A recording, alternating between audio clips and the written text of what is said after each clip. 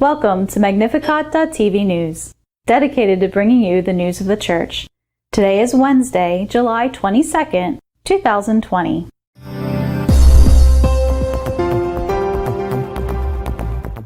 The Pope has regretted that the former Orthodox Cathedral of Hagia Sophia in Istanbul has been converted into a Muslim mosque.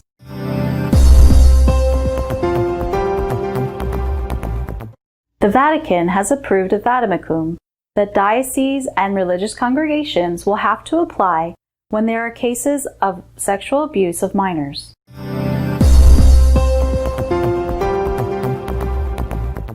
The Cathedral of Nantes in France has suffered an arson attack. Other churches in the United States have also been the subject of such attacks.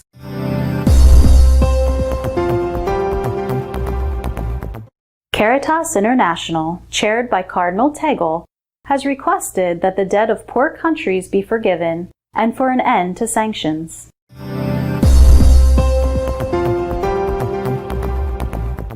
The Pope has expressed his displeasure over the conversion of the Hagia Sophia into a Muslim mosque. In addition, he has elevated the last church built by St. Juniper Serra into a basilica. After the prayer of the Angelus, the Pope said he was thinking of Istanbul and added, "I am thinking of Hagia Sophia and I am very hurt." The phrase expresses the sorrow of the Holy See, as well that of the Orthodox and much of the Western world, over the decision of the Turkish president to transform the Basilica of Hagia Sophia into a mosque. The Pope thus joins the protest of other Christian leaders, such as the Patriarch of Constantinople or the Patriarch of Moscow. Even from Muslim ranks, voices have been raised regretting the decision of the Turkish president. On the other hand, and in response to the destruction of images of San Junipero Serra, the Pope has declared the Church of the Mission of San Buenaventura, which was the last church founded by the Spanish missionary in California, a minor basilica. The title of Basilica Minor is given to churches around the world to denote a particular importance in liturgical and pastoral life and a closer relationship with the Pope. The title of the major basilica is reserved for churches in Rome.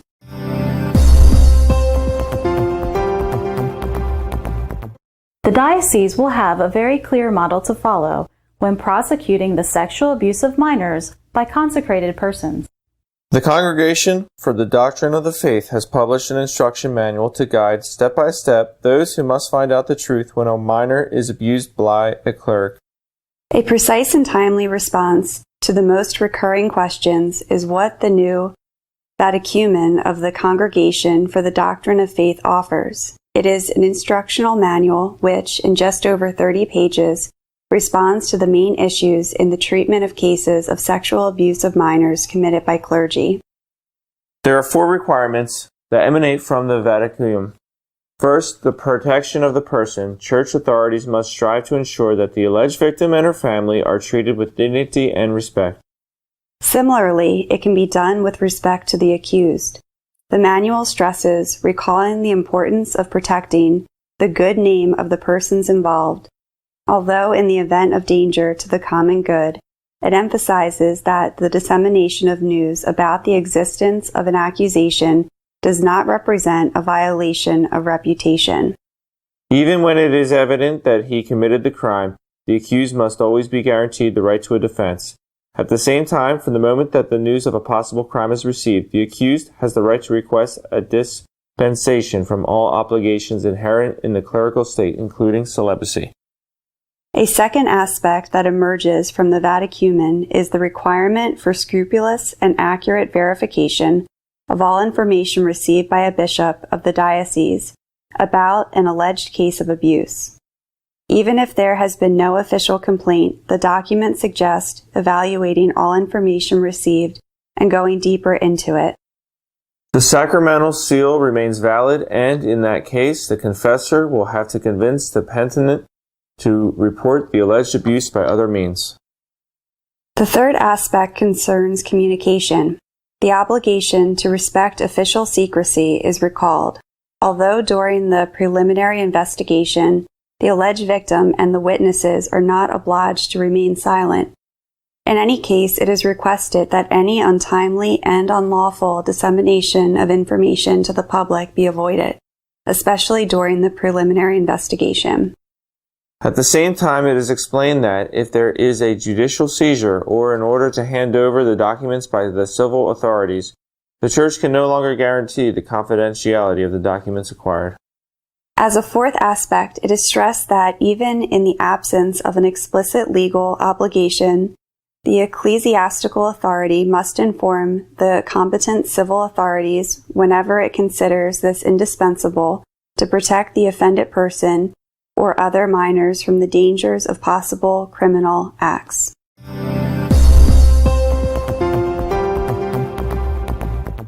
Churches burned down in the United States and a Gothic cathedral burned down in France. These are incidences of a wave of Christian phobia that is shaking the world. The cathedral in Nantes, France, was set on fire this Saturday morning. Many firemen came to fight the disaster, and the fire could be controlled 2 hours after it started. The police deployed around the cathedral and the area was cordoned off while many residents watched in awe. The cathedral's organs have been destroyed, and many of the stained glass windows have also been destroyed. Meanwhile, attacks on Catholic churches and symbols continue in the United States. Last weekend, there were incidents in the states of Massachusetts, Florida, and New York. Boston police are investigating an arson attack on the statue of the Virgin Mary on Saturday night, the second attack in the U.S. on the statue of the Virgin Mary in 2 days.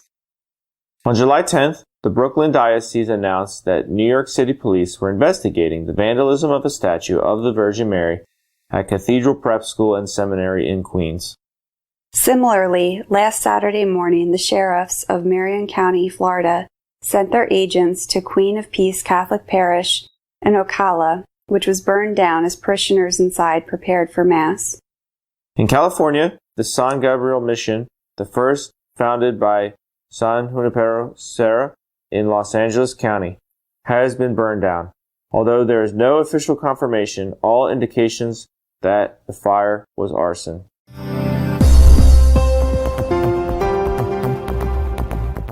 Caritas International, chaired by Cardinal Tagle, has called for an end of sanctions for countries that harm the poor and for debt forgiveness.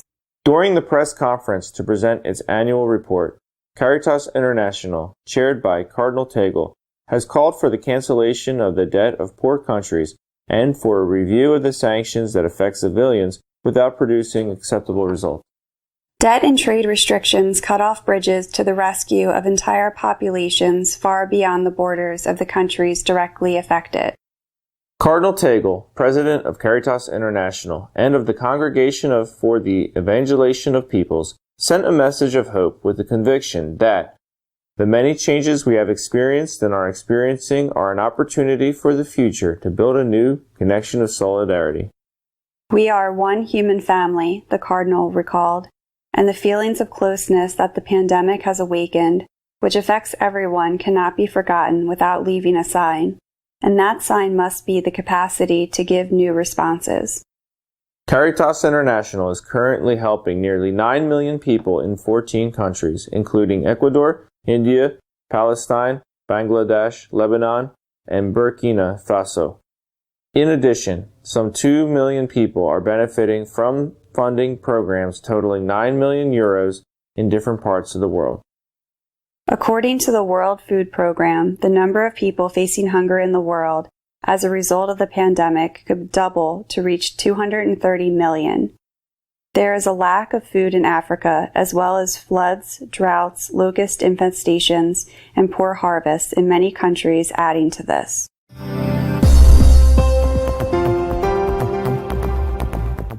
Our editorial this week is dedicated to commenting on the debate that continues to surround the validity of the Second Vatican Council, which remains open in conservative sectors. El debate iniciado por Monseñor Viganó sobre la legitimidad del Concilio Vaticano II está dividiendo e incluso encendiendo al minoritario sector conservador de la Iglesia Católica.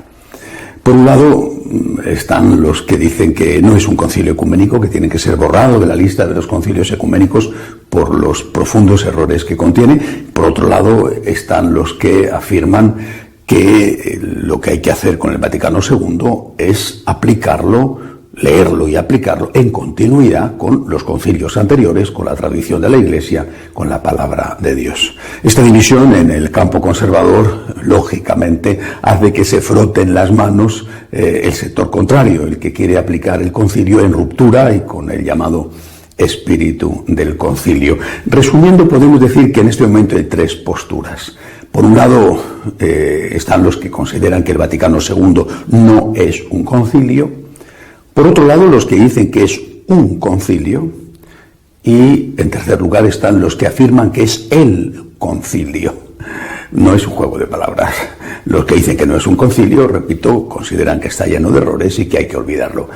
Pero los que dicen que sí, que es un concilio, pero solo un concilio, es uno más dentro de la lista de concilios ecuménicos que aporta y que tendrá que ser superado en su día cuando llegue el momento por el siguiente concilio ecuménico. Y que desde luego tiene que ser leído e interpretado a la luz de la tradición de la Iglesia, tal y como intentaron hacer el fundador, el que puso en marcha el concilio de San Juan XXIII, que dejó muy claro que no había que tocar nada de esa tradición, y tal y como después procuraron San Pablo VI, San Juan Pablo II, Benedicto XVI, por supuesto en esta aplicación, seguramente con errores que habría que mejorar. El tercer grupo son los que consideran que se trata de el concilio, no un concilio, sino el concilio, que hay un antes y un después, que esta nueva Iglesia que surge de la aplicación del Vaticano II en ruptura con lo anterior, que esta nueva Iglesia es la Iglesia verdadera y que lo anterior, todo lo anterior, incluso la palabra de Dios, tiene que servir solo como una referencia, pero nunca como algo que condicione el presente y que condicione el futuro. Como ejemplo de esto que estoy diciendo, creo que puede valer una anécdota personal. Era hace muchos años. Yo era entonces un joven sacerdote, estaba ya al frente de la sección de religión del diario ABC, había muerto ya mi mentor, mi amigo José Luis Martín Descalzo, y me invitaron a participar en una mesa redonda sobre el Concilio Vaticano II. Bueno, antes de mí habló un entonces eximio sacerdote muy conocido, hoy ya fallecido, que había sido amigo de José Luis Martín Descalzo, y habló, para mi sorpresa, habló con agresividad, incluso con rencor, con desprecio, sobre lo que él llamaba, así se llamaba y se sigue llamando, la Iglesia preconciliar. La Iglesia preconciliar era un desastre. Bueno, yo que he nacido justo antes del Concilio Vaticano II y que he vivido toda mi vida en el posconcilio, pues no tenía esa impresión, quizá porque no lo había conocido y no había padecido los horrores de esa Iglesia preconciliar, los supuestos horrores. Bueno, cuando me tocó a mí hablar, dije que lamentaba muchísimo disentir de lo que había dicho el eximio sacerdote que me había precedido, pero que desde mi punto de vista, en la Iglesia preconciliar había cosas muy buenas y personas muy santas. Y cité, recuerdo a San Francisco de Asís, por ejemplo, muy preconciliar del siglo XIII, a Santa Teresa de Jesús, también muy preconciliar, pero yo creo que lo que más les molestó de verdad fue que dije que no estaba dispuesto de ningún modo a tirar a la basura a nuestro Señor Jesucristo y a la Santísima Virgen María, que eran desde luego muy, pero que muy preconciliares porque habían vivido casi 2000 años antes. Salí vivo de aquella mesa redonda, pero no me volvieron a invitar nunca más. Ya a partir de ese momento fui políticamente incorrecto. Pues bien, aún a riesgo de sufrir más heridas de unos y de otros, heridas que son como las medallas que ponen a los soldados después de venir de la guerra, pues aún a riesgo de sufrir más heridas de unos y de otros, me atrevo a decir que hay que seguir en la línea de la aplicación del Concilio Vaticano II en clave de continuidad con los concilios anteriores y sobre todo con la palabra de Dios. Seguramente habrá que mejorar algunas cosas de lo que han hecho los pontífices precedentes. Habrá que mejorar algunas cosas, sobre todo en el campo de los nombramientos, y controlar mucho mejor, por ejemplo, la formación. Lo habrán hecho con toda la buena voluntad, pero nadie es perfecto. Pero creo yo que abrir ahora un debate sobre eso, lo único que hace es fortalecer la postura de aquellos que consideran que el Vaticano II es el concilio. Y estos son, que son la mayoría en la Iglesia en este momento, son como el rayo que no cesa. Esta semana un grupo de monjas alemanas han firmado un manifiesto reclamando el acceso al sacerdocio femenino, al sacerdocio para ellas, para las mujeres, y por supuesto al episcopado, quienes son sacerdotisas y obispas. Inmediatamente un alto cargo de la jerarquía alemana ha dicho que la causa de que haya tantas deserciones en la Iglesia en Alemania está en que no tienen sacerdotisas. Oye, ni se le ha movido un pelo del tupé. Dice que la causa de que la gente se vaya es que no tengan sacerdotisas, y parece mentira que no tenga delante de la mirada lo que todos saben, ellos los primeros, que los protestantes, los luteranos alemanes tienen sacerdotisas y obispas y están en una situación peor todavía que los católicos. Así que esa seguro que no es la causa. Serán otras, pero esa seguro que no. Me ha gustado mucho por el tono la carta firmada por 50 personalidades que han apoyado, que apoyan a Monseñor Viganó en su reclamación de dejar de considerar el Concilio Vaticano II como ecuménico, o por lo menos reestructurarlo profundamente. Me ha gustado el tono. Hablemos, argumentemos, pero por favor, sin agresividad, sin odio. El odio, la agresividad, el rencor que crece de día en día dentro de la Iglesia me lleva a recordar siempre las palabras del Señor. Un reino en guerra civil no puede subsistir. Se derrumba casa tras casa. Hablemos, dialoguemos, expongamos argumentos, pero no nos insultemos.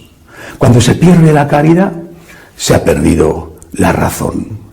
Vuelvo a repetir, desde mi punto de vista, profundicemos en la aplicación del Vaticano II, en continuidad con lo anterior, y mejoremos lo que se ha hecho. Pero, aunque ese no sea el punto de vista de los otros, pues no nos insultemos ni unos ni otros, porque al final, insisto, el odio, el rencor, los insultos, la agresividad es lo que va a terminar por hundir a la Iglesia. Hasta la semana que viene, si Dios quiere.